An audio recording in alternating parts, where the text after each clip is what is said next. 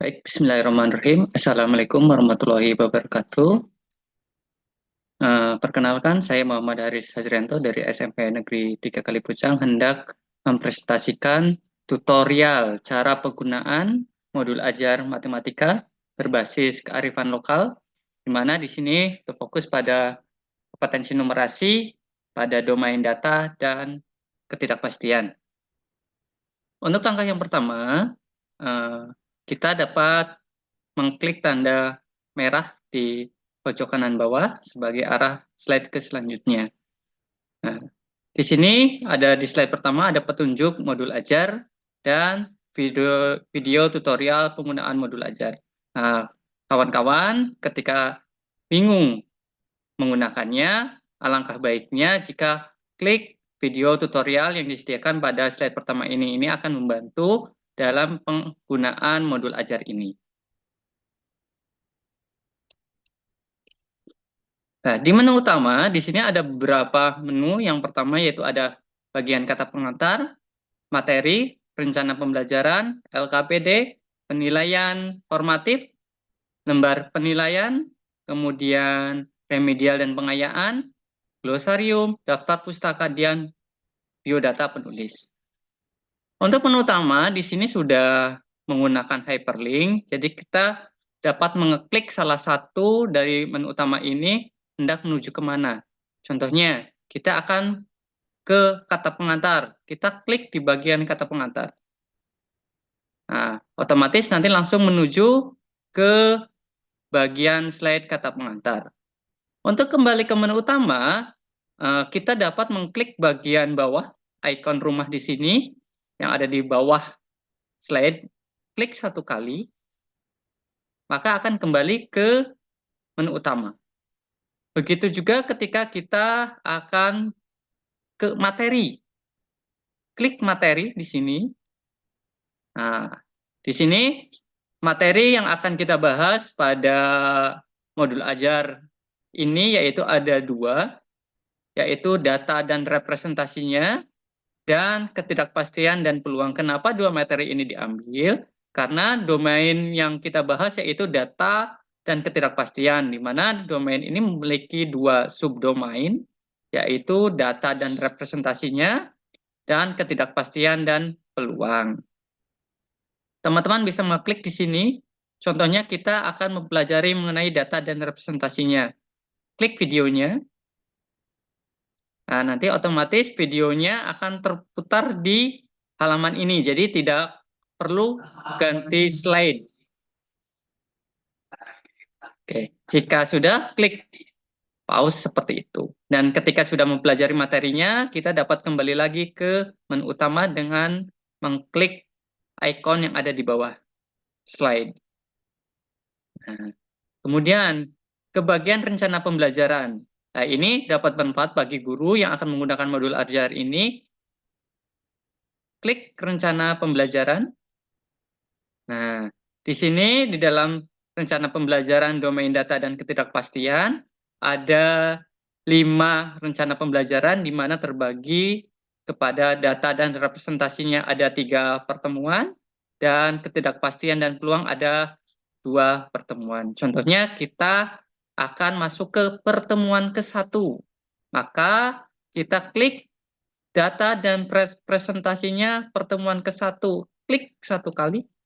Nah, otomatis nanti akan masuk ke pertemuan ke-1 data dan representasinya.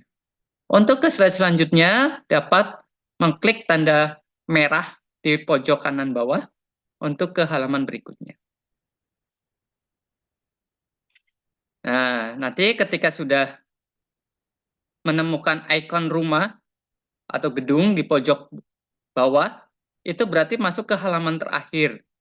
Seperti biasa, kalau masuk ke subnya, berarti tadi kita menunya yaitu pertemuan, maka ketika kita klik, akan kembali ke rencana pembelajaran. Begitu juga misalkan kita masuk ke pertemuan ketiga, data dan representasinya. Klik satu kali, nah, maka akan langsung masuk ke pertemuan ketiga, data dan representasinya. Sama dengan cara sebelumnya, untuk keganti halaman, klik tanda panah merah di pojok kanan bawah.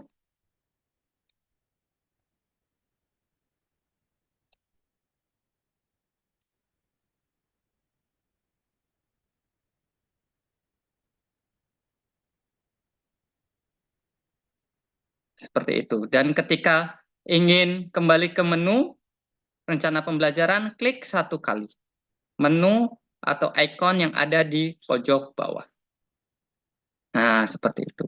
Begitu juga dengan materi ketidakpastian dan peluang. Contohnya kita akan masuk ke pertemuan pertama, klik 1 kali. Nah, nanti otomatis ke pertemuan ke-1, ketidakpastian dan peluang. Jadi, tidak harus membuka slide satu-satu, karena total slide di Heijin Flipbook ini totalnya ada 100 halaman. Jadi akan kerepotan kalau kita membuka satu persatu. Alangkah baiknya jika kita manfaatkan hyperlink yang sudah disediakan.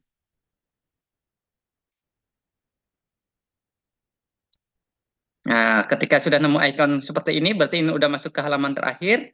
Klik 1 kali. Nah, akan kembali ke rencana pembelajaran. Dan untuk kembali ke menu utama, seperti biasa kita klik bagian bawahnya. Nah, akan masuk ke menu utama. Kemudian di dalam rencana pelajaran otomatis akan ada namanya lembar kerja peserta didik, atau di sini kita sebut dengan LKPD. Untuk menuju ke LKPD, kita klik 1 kali di bagian LKPD-nya. Nah, dikarenakan tadi ada 5 pertemuan, maka LKPD pun yang disediakan ada 5. Namun yang perlu diperhatikan bahwa setiap LKPD-nya yaitu ada kelompok A, kelompok B, dan kelompok C. Kelompok A di sini adalah kelompok mahir. Kelompok B di sini adalah kelompok cakap, dan kelompok C yaitu kelompok perlu bantuan. Alangkah bijaknya jika kita akan mengajar, kita melakukan tes kemampuan awal dulu. Apakah peserta didik ini masuk ke kategori mahir, kemudian masuk ke kategori cakap, atau kategori perlu bantuan. Kenapa? Karena di dalam LKPD-nya pun nanti perlakuannya berbeda di dalam diskusi kelompok dan lain-lainnya. Contohnya kita ke LKPD 1 kelompok A, bagian data dan representasinya. Klik 1 kali di bagian kelompok A. Nah, nanti akan masuk ke LKPD 1 data dan representasinya, kelompok A mahir. Nah, untuk ke slide selanjutnya, klik pojok kanan bawah. Nah, di sini ada soalnya, kemudian ada informasi penting di sini.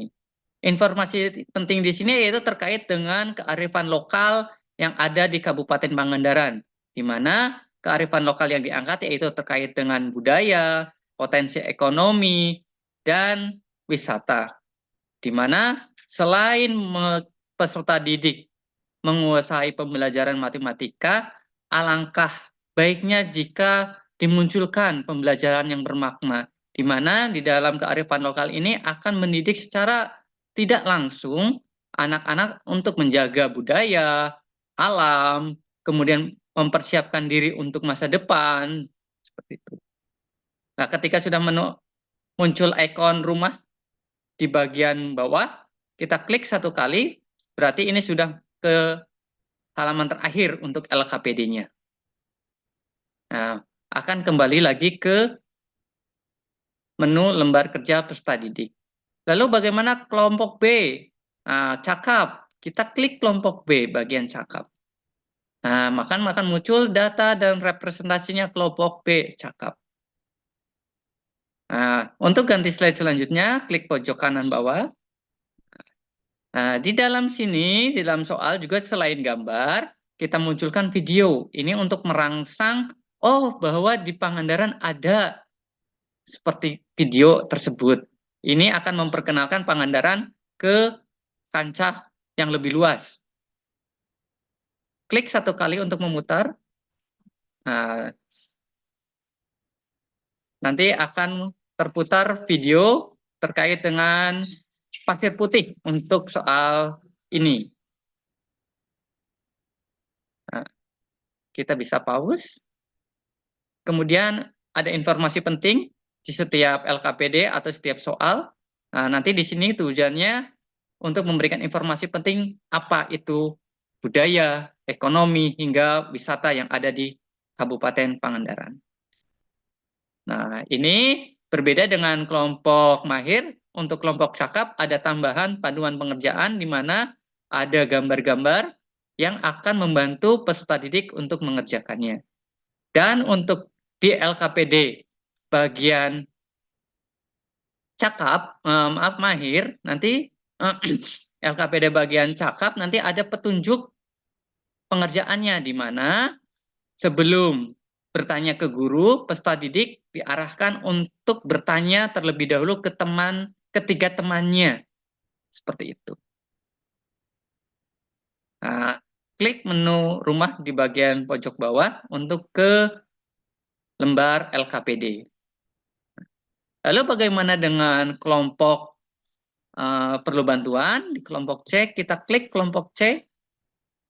Nah, nanti keluar data dan representasinya kelompok C, perlu bantuan. Nah, di sini guru berperan ekstra dalam membimbing peserta didik yang perlu bantuan. Sehingga nanti akan membantu sedikit banyak pengerjaan yang dikerjakan oleh peserta didik ketika mengerjakan LKPD ini. Ini ada gambar peta untuk merangsang, kemudian ada informasi pentingnya juga terkait dengan Pangandaran, kearifan lokalnya. Nah, kemudian ini lebih detail lagi di dalam panduan pengerjaannya. Kalau pada bagian cakap hanya bentuk gambarnya saja, oh itu tabel, itu diagram garis, diagram batang, dan diagram lingkaran. Namun untuk tingkat perlu bantuan, di sini ada lebih detail lagi dalam panduan pengerjaannya. Ada informasi tambahan untuk mengerjakan LKPD-nya.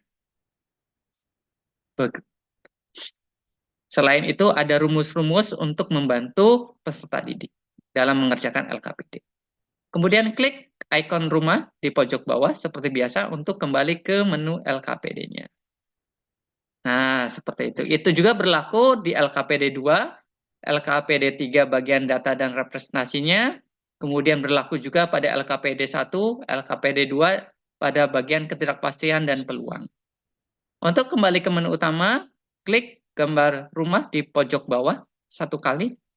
Nah, kembali ke menu utama.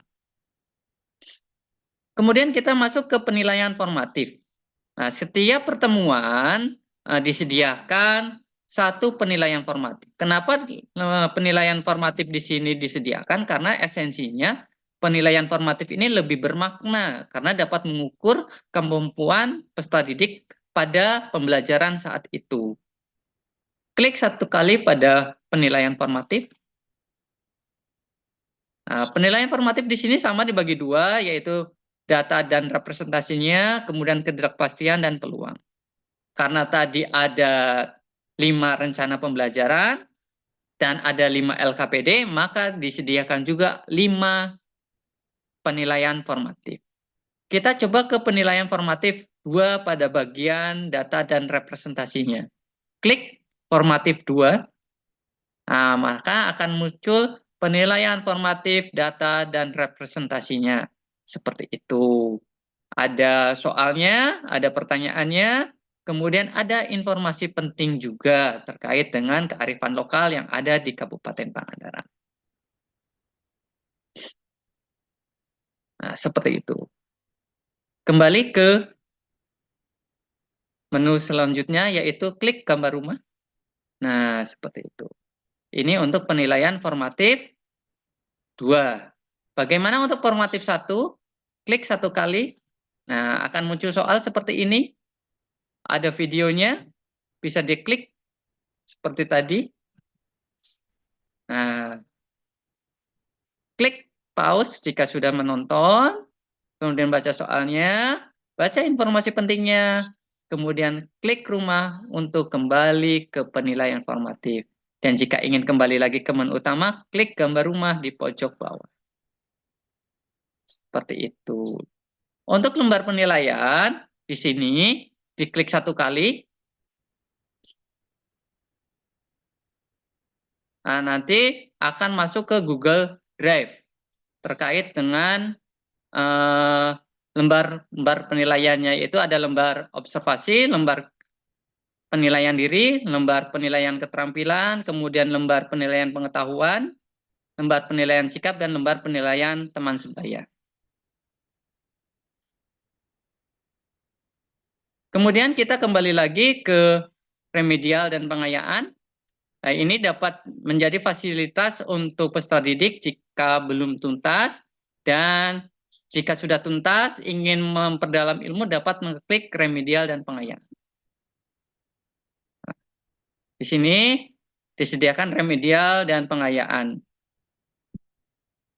Misalkan kita klik remedial pada bagian peluang, maka bagian remedial bagian peluang kita klik satu kali. Nah, ini untuk pertemuan 1, pertemuan 2, seperti itu. Klik bagian gambar pojok bawah untuk kembali ke menunya. Begitu juga jika ke menu utama, klik bagian bawah. Selain itu, di sini juga ada bagian glosarium. Glosarium di sini adalah bertujuan untuk menambahkan kata-kata atau memberikan informasi tambahan terkait dengan kata-kata atau kalimat atau kata yang sering muncul untuk membantu peserta didik dalam memahami modul ajar ini. Klik satu kali pada bagian glosarium. Nah, ini ada 12 glosarium yang akan membantu siswa. Jika sudah dibaca dan dipahami, klik satu kali di bagian rumahnya, bagian bawah. Nah, kembali ke menu utama. Dan bagian daftar pustaka, sama klik satu kali pada bagian daftar pustaka. Nah, ini untuk referensi pada modul ajar ini, yaitu ada 3. Kemudian klik ke menu utama. Dan terakhir yaitu bagian biodata penulis. Klik satu kali. Nah, di sini ada biodata penulis tentang saya, dimulai dari nama lengkap, tempat tanggal lahir, riwayat pendidikan, dan riwayat pekerjaan, serta riwayat terkait dengan program pasca sarjana pendidikan matematika di Universitas Siliwangi. Klik ikon rumah untuk kembali ke menu utama. Seperti itu adalah tutorial dalam penggunaan modul ajar ini. Kemudian klik gambar awan untuk ke halaman cover utama. Nah, itu saja yang bisa saya sampaikan terkait penggunaan modul ajar ini.